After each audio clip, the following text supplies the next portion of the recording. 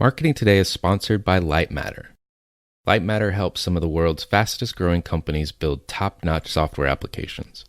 Whether you're just starting your business transformation and you don't yet need an in-house engineering team, or you're busy growing the next unicorn startup and can't hire fast enough, there's an immense value in working with a group of software experts like Lightmatter. The New York Times, Bloomberg, Code Academy, Greatest, and dozens of others have already trusted them to help design and deliver their websites and apps. Check them out at lightmatter.com.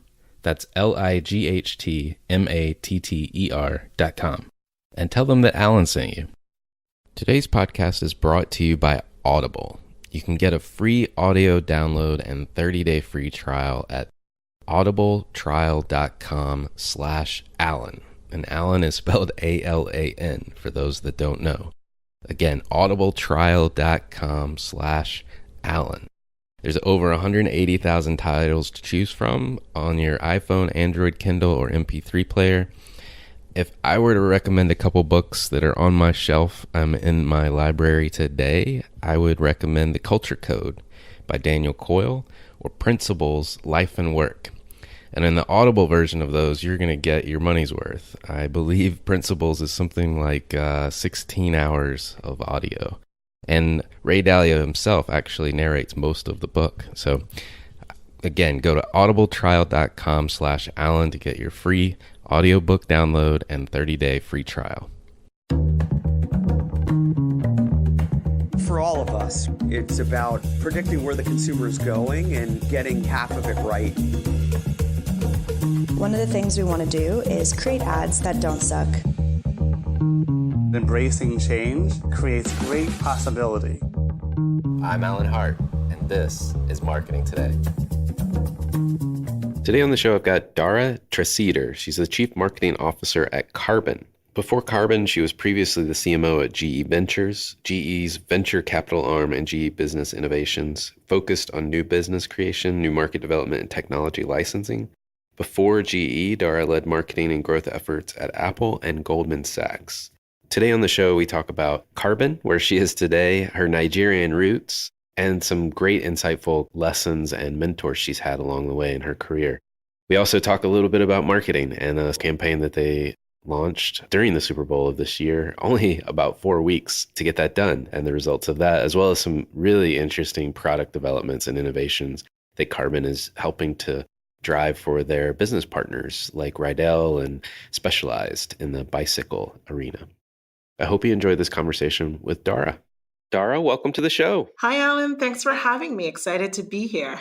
Yeah, it should be a lot of fun. I thought we could have a little fun and go back in time. I know you grew up in Nigeria, I believe. Yes. I was curious, what do you miss most about that? And a friend of mine who is also Nigerian by descent said I should ask what your favorite food is as well. Good question. So I think what I miss most when growing up, we did not have constant electricity. And it's a funny thing to miss, but I actually do miss it because you had to unplug and you just had to interact with people. And I have so many fun experiences from all of us just kind of gathering around candlelight or a lantern, just telling stories, singing, just like passing time as a community, as a family. And I really miss that because I think today, with all of our technology devices and our phones, sometimes it's easy to just miss that community and feeling of being together, doing nothing, but just spending time together, talking, having great conversation. So I miss that. I try to recreate that with technology-free periods in my home. So I like that. I wish I could do that more often, frankly. Same here. It's a work in progress, but that's definitely what I miss the most, that sort of community and discussion and just spending time together when there's nothing else to do but spend time together. Well, do you have a favorite food from back in Nigeria? I do. My favorite food is pounded yam, and it's actually made by pounding yams with a mortar and a pistol. And I remember growing up, there was a time when my mom was really into me learning how to cook all our traditional foods. And I spent a lot of time like pounding yam. And so every time I get to eat pounded yam, it just takes me back in time, brings feelings of nostalgia and the sense of fulfillment from when I made my first pounded yam that was smooth. And it's also a very filling meal. It's a lot of carbs, but my favorite food. Is it sweet or savory? What's the flavor? It's savory, and you eat it with like a vegetable soup. So I always eat my pounded yam with a soup called eforiro, which is a vegetable soup that you put in a lot of fish and meat and lots of different kind of good protein. It's very nutritious, and I really enjoy it. Nice, nice. Well, I'm gonna have to seek that out. It sounds lovely. Yes, if you're ever in the Bay Area, I will have to treat you to some pounded yam and eforiro. I love it. I love it. Let's get into business. Let's talk about your business background. Where did you start your career? And then maybe we'll talk about some twists and turns along the way. Yeah, I started my career like most people as an intern. My first internship was actually in Washington, D.C. I worked for a think tank, and it was a great experience because it gave me insight into I learned a lot about how do you take an idea and distill an idea and distribute that idea and disseminate it and have people actually cling to it and start to talk about it. It was interesting. I did some work where I would pull together and create some documents that would be sent to members of Congress. And so that was kind of a fun thing to do. But it also made me realize that I care so much about politics that I shouldn't work in politics. It was just like, it seemed like my passion for telling the story. And there's a lot of compromise that has to be done in politics. And I was too much of a purist, if you will. So I decided that I wouldn't stay in politics, but would switch. And that's actually when I started interning at Goldman Sachs. And that's where I began my career and just kind of worked my way up there. And initially, when I started out at Goldman, I got a chance to sample a bunch of different divisions. And I remember actually this partner there telling me, you did a good job at investment banking, but where I think you're really great is marketing. And my first instinct was, I don't think so, because I know people do not come to an investment bank to work in marketing, right? But I know the people that make all the money are the investment bankers. But it was very insightful. And when I kind of thought about it a little bit, it made sense because at the core of who I am, I'm an analytical thinker, but I'm also a true creative. I love marrying the art and the science. And I think for the future of marketing, that's what it's all about. It's all about how can you use data and technology to reach the right people, but how do you communicate and connect with people in a way that truly resonates with them? And it's hard to be able to do both. And that's something that I do naturally. So that was how I kind of sort of forayed into marketing and have sort of been there ever since. And you were most recently at GE before Carbon, is that right? Yes, I was at GE. I got the privilege to work for an incredible leader, Sue Siegel, who was then the Chief Innovation Officer, and I was her CMO. So I was CMO for the businesses that reported into her, including GE Ventures, which is our corporate venture capital arm. And GE Ventures invested in Carbon.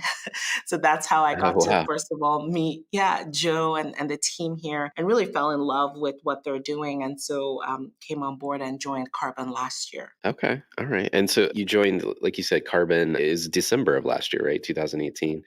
What was your charter coming into Carbon? So it was kind of three key things. I think, first of all, it was really elevating Carbon as a brand. So having people understand who we are, what we do, and most importantly, why it matters. Really helping to professionalize our marketing and communication functions. So just, setting up our demand generation, product marketing, internal comms, external comms, really just marketing operations and strategy, right? Our tech stack. Taking us, we've been really a great company in startup mode, and it's time to mature as a business. So my charter was really come in, build the brand, help drive growth, and make sure that the marketing organization and communications org are set up for success. Got it. And maybe we should also describe Carbon. What is Carbon? And I think you talk about it as being in the digital manufacturing industry or creating a digital manufacturing industry. Yeah. So Carbon, we're the world's leading digital manufacturing platform. We help companies accelerate product innovation and create products that make a real difference in the world. And we help companies really craft what the world needs. And we do that by combining innovations in software, hardware, and materials to deliver breakthrough products that improve human well being, transform industries, and ultimately change the world. Wow. Dara, when was Carbon founded? So, Carbon was founded in 2013. So, relatively new company. Yeah, relatively new. And this is not your first startup. So you're in GE Ventures, which is kind of about the venture community, but you had your own startup too earlier on in your career, right? Yeah, so I started an agency, a marketing and innovation agency that really helped companies to drive significant sort of what I call special projects globally. Got it. And I remember the last time we were talking, you talked about a fat startup, which I had never heard the concept of that.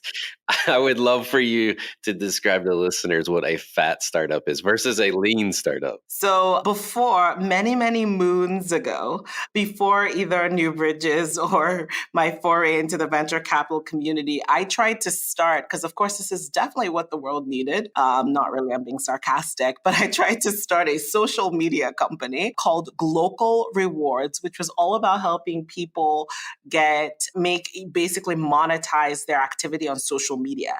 So if they're able to be influential on social media, they could monetize it by getting these points I was calling social capital, which they can use to purchase goods and services. It was to help not the traditional influencers who have like millions of followers, but the more sort of micro nano influencers. I think it was an idea ahead of its time, and it was the definition of a fat startup. So what I mean by a fat startup is where instead of taking a lean approach to, first of all, validate the market, use low cost ways to test and prototype, I tried to build a full-fledged solution before I'd actually validated and tested it in the market. So that's the definition of a fat startup, where you build a product, but you do that prematurely before you've actually done analysis and assessment of what the market needs and what the market is willing to pay. Okay, got it, got it. And fat startups don't work out. For anyone listening, it's not a thing. It never has been, never will be. I learned the hard way. I thought we were going to start a trend of fat startups. Oh man. We should. I need the support groups. If you start one, definitely invite me to join. Okay, all right, I will. I will for sure. So you've kind of been in the startup world, in the big corporate world, and I'm assuming that Carbon is more startup than it is big corporate at this point. What drew you to Carbon? What drew you to Carbon itself? Honestly, what drew me to Carbon? The people and the technology. The people here are some of the most incredible people. I mean, our CEO, Joe DeSimone, what a world-class leader. He is one of the few people in the world who's a member of the National Academy of Sciences, Engineering, and Medicine. He was given the Presidential Medal for Technology and Innovation by President Obama. He's just an absolute, when it comes to one of the few brilliant minds, he's really one of them. And when I met him, I was like, yes, I want to work for you and be on your team. And he's just an example, one of the several incredible people at the company. So the company is really filled with wonderful people. We have a very strong management team. And the technology, what we're doing and what we're creating is so needed in the world, because we help people craft products that the world truly needs, solving these important problems, whether it's how do we make a helmet that truly improves player protection, or how do we create running shoes that control energy for the runner, or whether it's creating parts that are going to go into space. We're working on really important problems that I feel proud about, problems that I can tell my 3-year-old about and she's excited, but I can also tell my 90-year-old grandmother and she's equally as excited. So to me, working on true problems that affect our world are going to improve our human experience with the best people, the smartest people who are also kind. That's what drew me to Carbon. Love it. And like you said, you're building products and solutions, I guess, in many different industries, and partnerships have to play a big role in that, right? I mean, you're an ingredient, I guess, to other brands and other businesses. Good use of the word ingredient. So, how are those partnerships driving your business? Can you and maybe share a couple examples? You highlighted the helmet. Maybe we could talk about Rydell. Yes, absolutely. So we partnered with Rydell and worked with them. Our key customer there was their SVP of R&D and innovation. And Rydell, they've been collecting millions of data points of on-field impacts. And they really wanted to say, how do we translate all that data that we've been collecting into a better performing product? And so through partnership with Carbon, we were able to help them do that. Using data-driven design, we're able to help them take those data points and use that to create a better performing helmet. So it's really it's a lattice structure made of complex geometries that dissipate energy. And what's amazing about this partnership is not only were we able to give our proprietary software, the lattice engine that allowed them to translate that data into design, but we were also able to help them actually manufacture that complex geometry. There's no other way you can make something like that except through digital light synthesis, which is our proprietary process here at Carbon, where we grow a part from liquid with light and oxygen. It's literally like watching Terminator 2.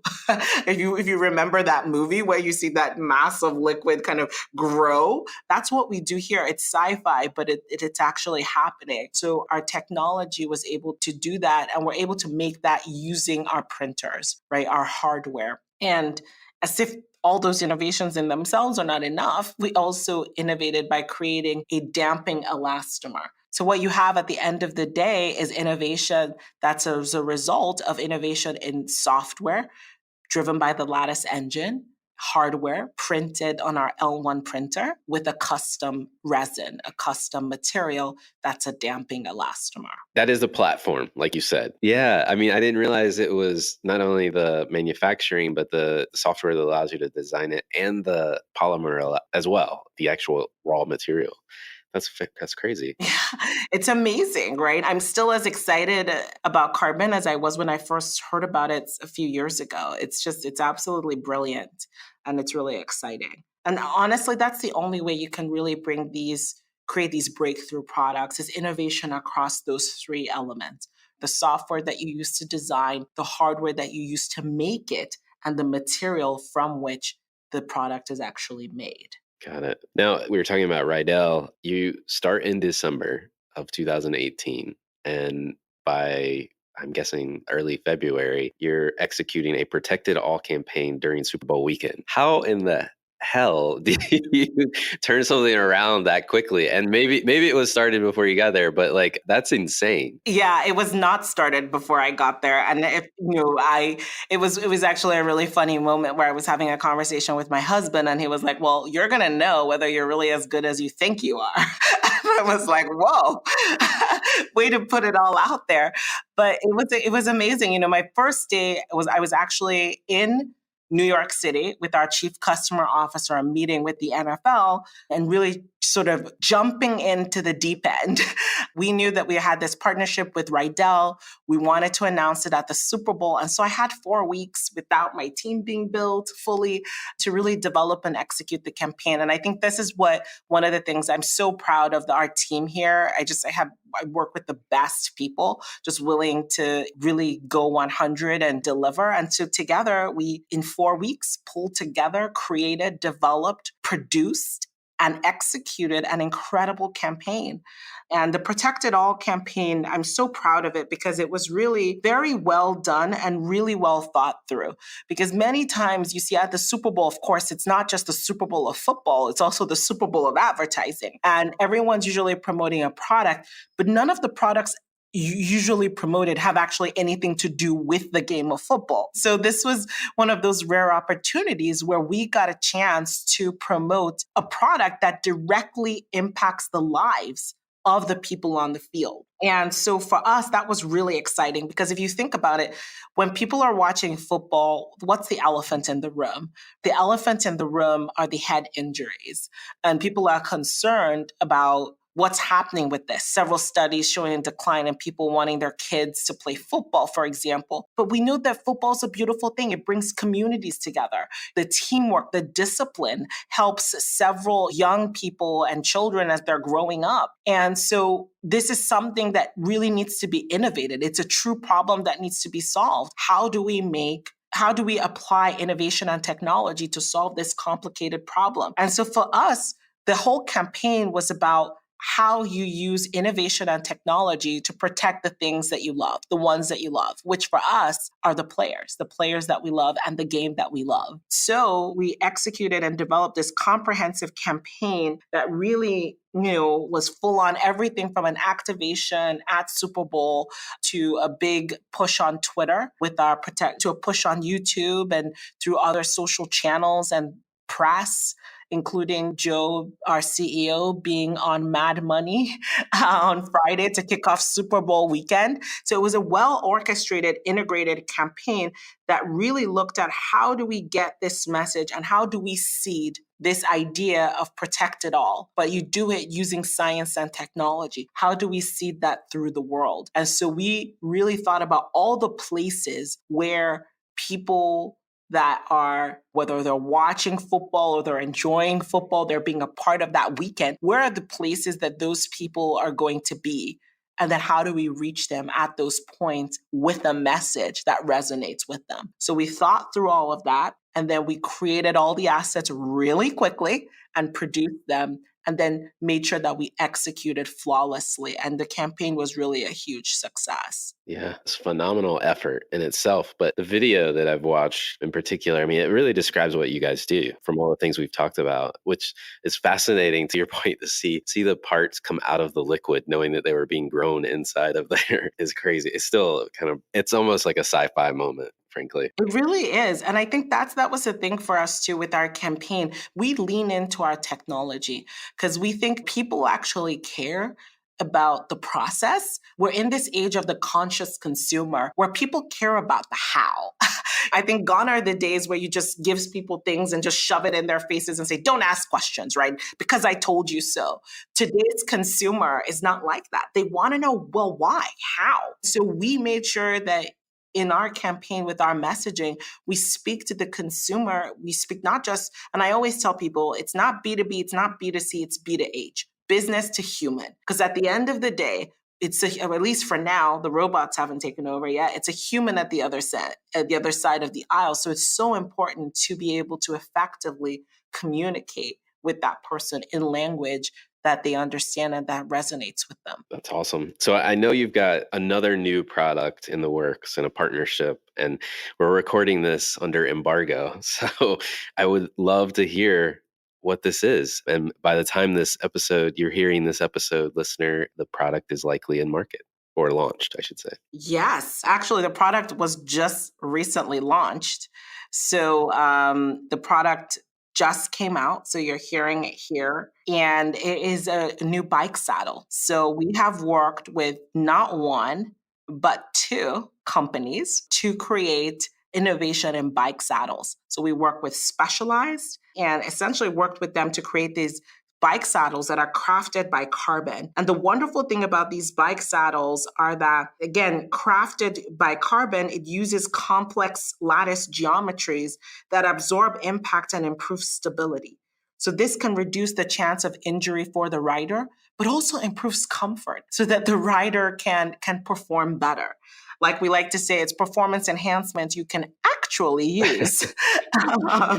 And yeah, we announced those products under this Crafted by Carbon ingredient brand. And that's been a hugely successful campaign as well. And I think for us, Crafted by Carbon, we really want people to understand and know that when a product is crafted by carbon, that's a premium product. That's a product that represents excellence. And we're really proud of that. Well, that's great. I'm not a big rider, but when I do ride, the soreness that you feel after the fact, I can't wait to try one of those out at some point in the future. Absolutely. And I think, if you think about, the touch points that the rider has with this human powered machine, a bicycle, arguably the greatest human powered machine.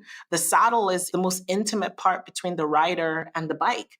And so making that a delightful experience is so important. And I think the more people cycle, right, that also improve that's a good thing in general. And so for us to work on this innovation that we know is not just only good for people, but it's also good for the planet, we think is really important.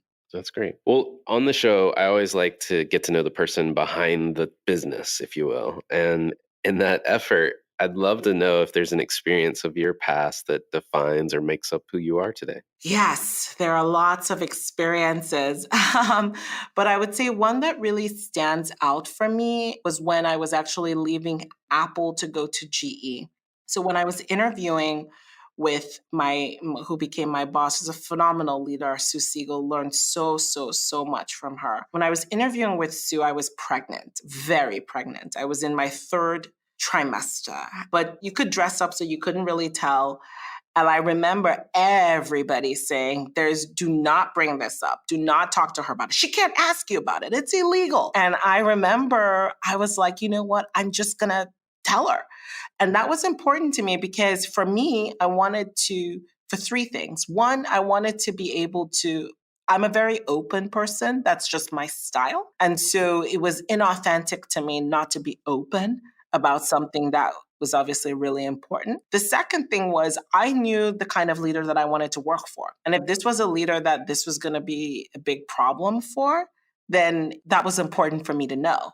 And I would say the third thing was I thought to myself, this is a risk, right? Telling her on the first date, like my mom was telling me, you don't need to tell everyone everything on the first date. This is your first meeting with her. You can keep it for now. But I thought to myself, I said, you know what? I want to take this risk because I think that if I'm open, I think if this is meant to be, it will build trust. The fact that I'm telling her something that I don't need to be telling her so early on.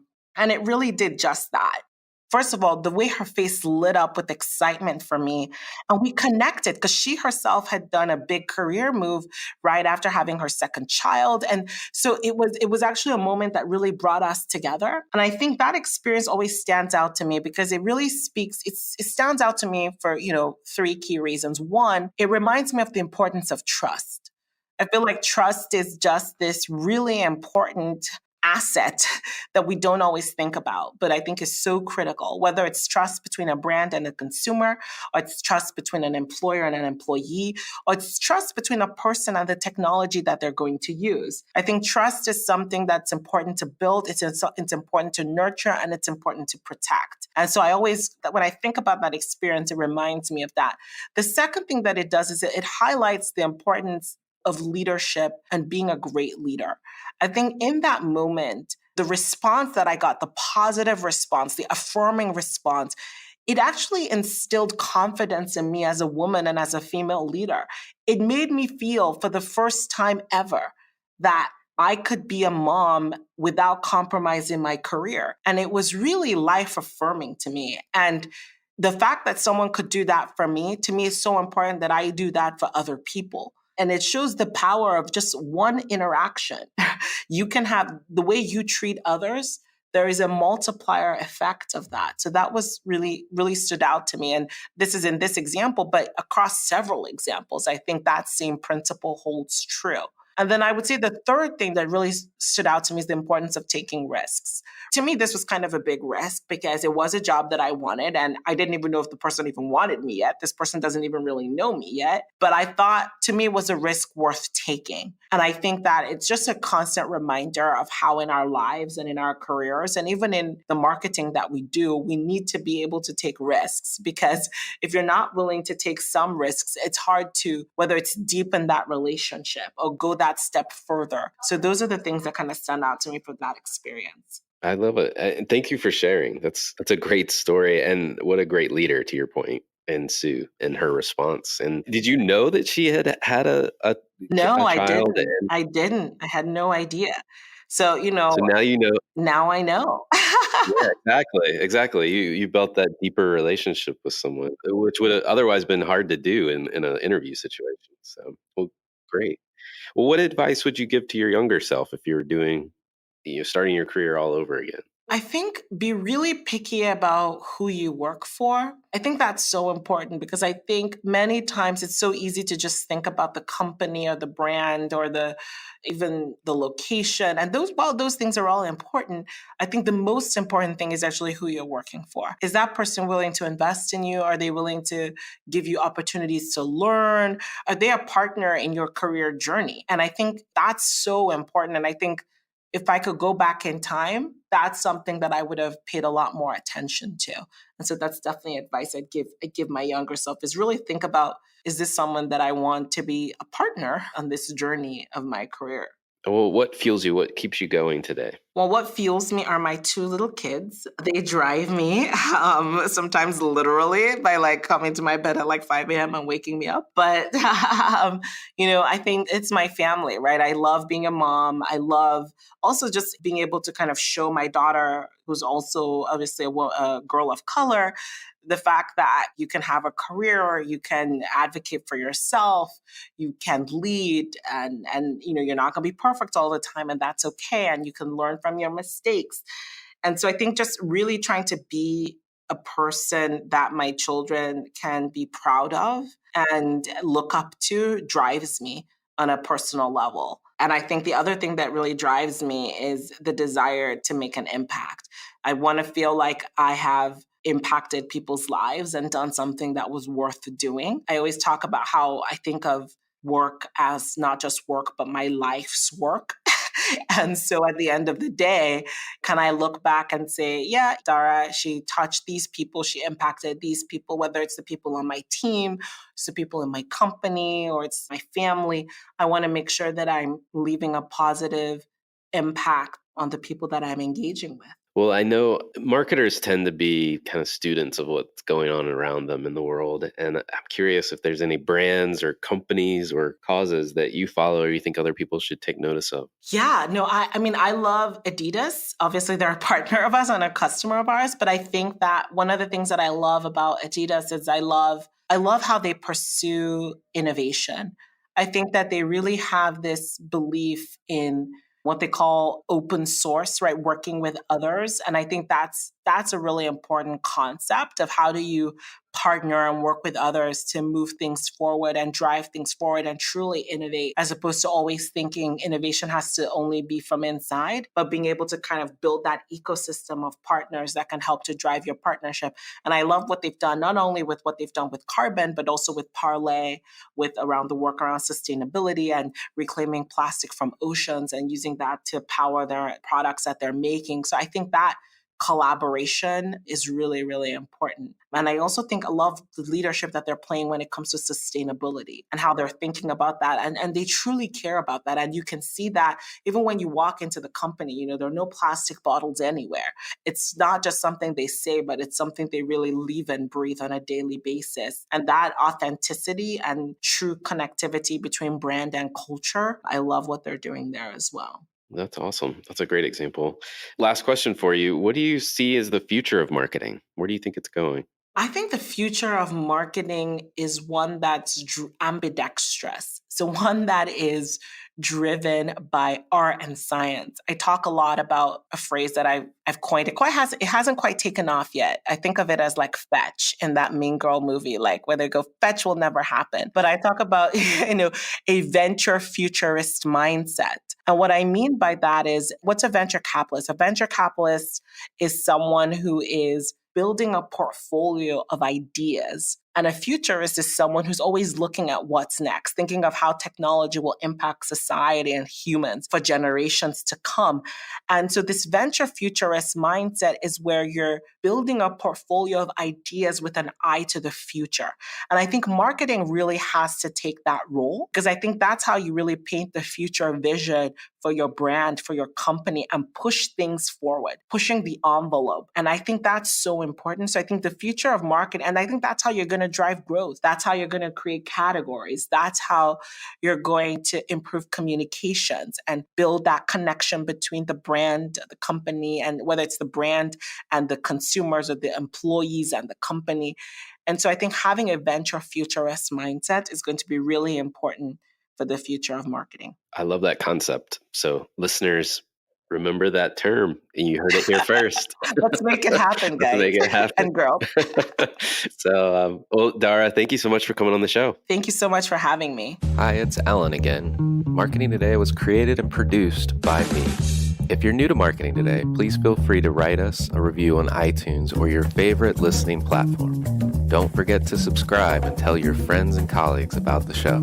I love to hear from listeners, and you can contact me at marketingtodaypodcast.com. There you'll also find complete show notes with links to anything we talk about on any episode. You can also search our archives. I'm Alan Hart, and this is Marketing Today. Have you ever wondered how fast growth companies design and develop top-notch software applications so quickly? That's where Lightmatter comes in. They help the world's best startups and enterprises ship software applications from idea to finished product. Visit lightmatter.com. That's LIGHTMATTER.com. And tell them Alan sent you.